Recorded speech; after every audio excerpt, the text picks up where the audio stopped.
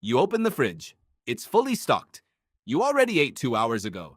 And yet you're standing there, scanning the shelves like something might be missing. Nothing is missing. You just feel it anyway. The real answer is far stranger than willpower. Your brain isn't checking what you need. It's checking what you might lose. For most of human history, food wasn't guaranteed. It was gambled on. In 1962, geneticist James Neel proposed something called the thrifty gene hypothesis. His idea was simple. Bodies that stored fat efficiently during good times survived the bad times that always followed. Feast, then famine, then feast again. Over hundreds of thousands of years, the humans who craved calories the hardest were the ones who made it through the lean seasons. Their genes are the ones sitting inside you right now. So when you crave something sweet or fatty, you're not being weak. You're inheriting a strategy that once kept your ancestors alive. Here's where it gets stranger. Anthropologist Daniel Lieberman has spent decades studying how human bodies evolved to move and eat. His research points to something almost backwards from what you'd expect. Ancient humans weren't constantly stuffed. They regularly ran calorie deficits, especially during hunts that could last hours, and sometimes came back empty-handed. The body adapted to this uncertainty by building in insurance. Fat storage, strong cravings, a brain wired to notice food and remember exactly where it was. That's the same brain that now notices the vending machine down the hall or replays the smell of your grandmother's kitchen for reasons you can't quite explain. Think about how strange that mismatch really is. You can walk to a store and buy more calories in 10 minutes than a hunter-gatherer might secure in a week of tracking, throwing, and waiting. But the alarm that once made total sense, eat now, you don't know when the next meal is coming, never got the memo.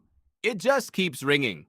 There's a second layer to this that makes it even stranger. Researcher Herman Pontzer studied the Hadza, a hunter-gatherer community in Tanzania, and found something nobody expected.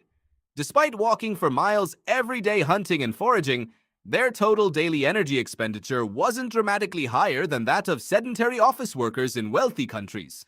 Their bodies were quietly compensating, dialing down other processes to keep total energy spending remarkably stable.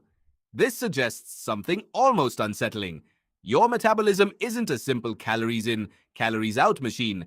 It's a negotiation, one your body has been running since before written language existed, protecting against a famine that, for you, will probably never come. Nutrition researcher Barry Popkin, who has tracked global eating patterns for decades, describes how food environments shifted dramatically in the last century.